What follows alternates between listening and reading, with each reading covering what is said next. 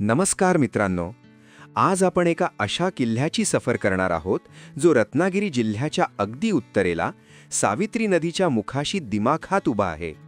हा आहे बाणकोट किल्ला, ज्याला हिम्मतगड किंवा ब्रिटिशांच्या काळात फोर्ट विक्टोरिया म्हणूनही ओळखले जाते. वेळासपासून अवघ्या 3 किलोमीटर अंतरावर असलेला हा किल्ला व्यापाराच्या दृष्टीने अत्यंत महत्त्वाचा होता. आतमध्ये गेल्यावर आपल्याला ह्या देवड्या नजरेस पडतात.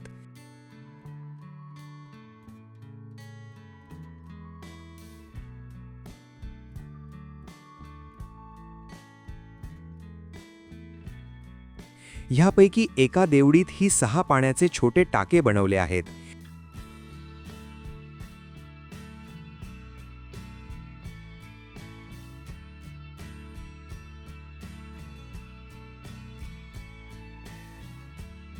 आणि हे मुख्य प्रवेशद्वाराच्या बाजूला असलेले 2 बुरुज आहेत.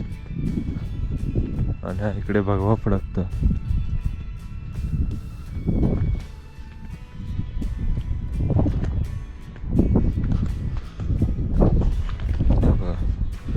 भक्कम असे 2 बुरुज आहेत.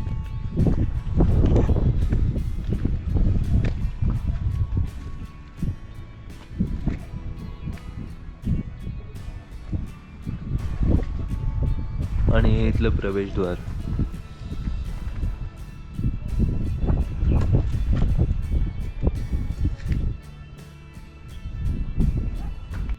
मेन रोड हा आहे, इथूनच आपण आलेलो आतमध्ये. तर त्या बाजूला एक बुरुज आहे, हा 2 नंबरचा बुरुज. तिकडे एक 3, तिकडे एक 4, 5 आणि 6. हे इथे तरी 6 बुरुज आपल्या नजरेस पडतात. हे इथे गडावर असलेली एक तोफ आहे.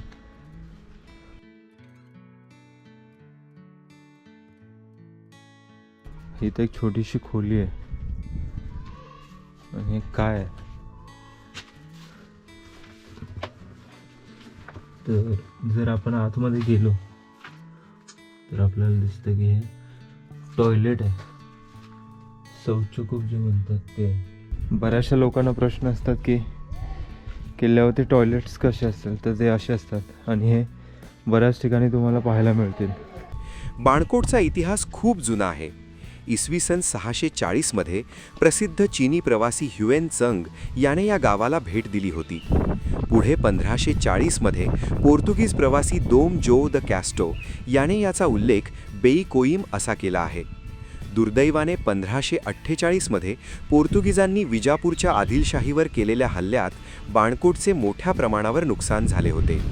या बाजूला अजून एक प्रवेशद्वार आहे. एक छोटीशी देवडी आहे. या दरवाजातून आपण या बाजूला जाऊ शकतो. या किल्ल्याच्या इतिहासातील सर्वात महत्त्वाचे वर्ष म्हणजे 1755. सुवर्णदुर्ग जिंकल्यानंतर 8 एप्रिल 1755 रोजी ब्रिटिश नौदल प्रमुख विल्यम जेम्स येथे पोहोचला आणि पहिल्याच हल्ल्यात हा किल्ला ब्रिटिशांच्या ताब्यात गेला.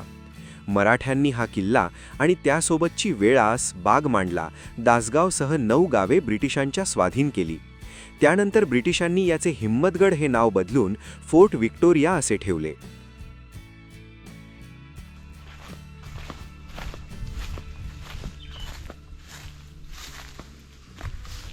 ते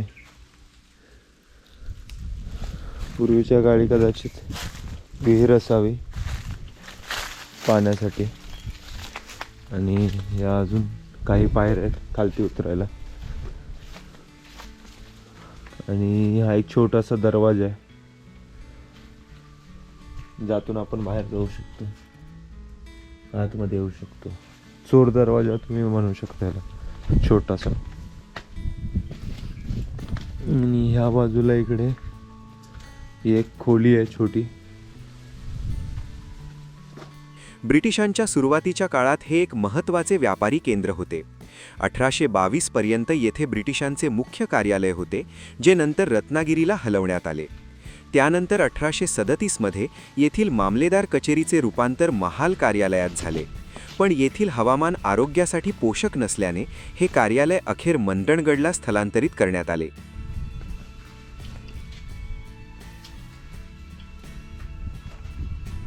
इकडून या बाजूला असं उतरायचं थोडासा आणि नंतर चोर दरवाजातून बाहेर पडायचं.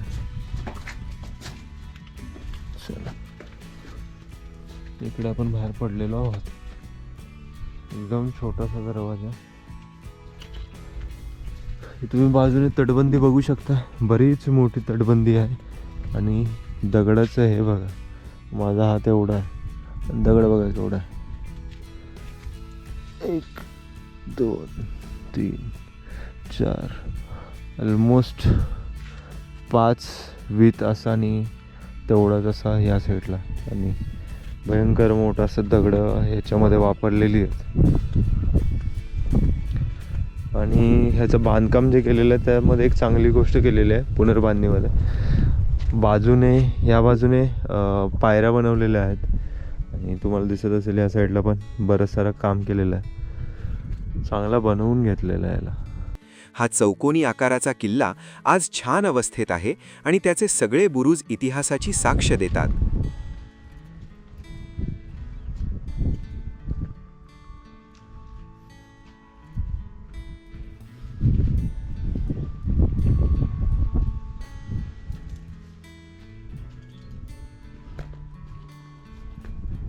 गडावर दक्षिण आणि पूर्व दिशेला आजही खोदलेला खडक पाहायला मिळतो.